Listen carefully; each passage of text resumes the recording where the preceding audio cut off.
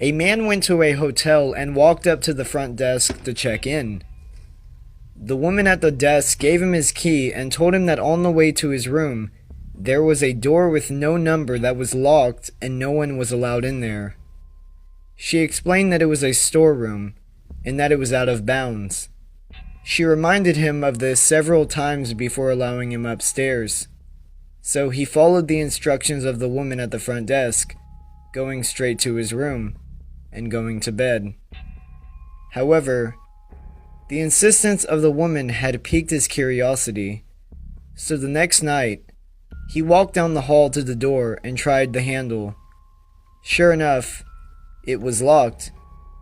He bent down and looked through the wide keyhole.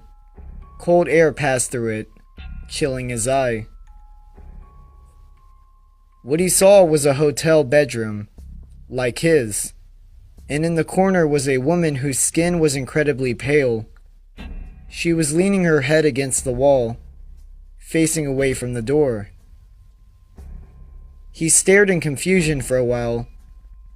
Was this a celebrity? The owner's daughter? He almost knocked on the door, out of curiosity, but decided not to.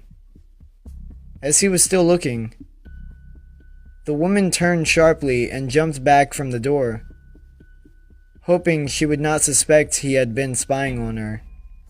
He crept away from the door and walked back to his room. The next day, he returned to the door and looked through the wide keyhole. This time, all he saw was redness. He couldn't make anything out besides a distinct red color, unmoving.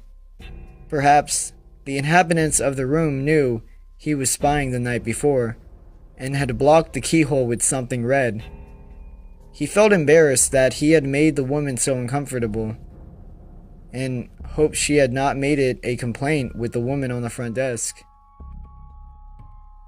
At this point, he decided to consult her for more information.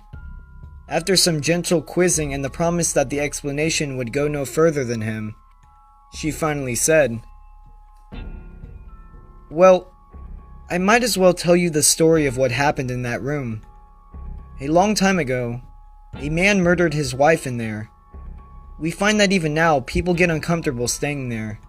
But these people were not ordinary. They were white all over, except for their eyes, which were red."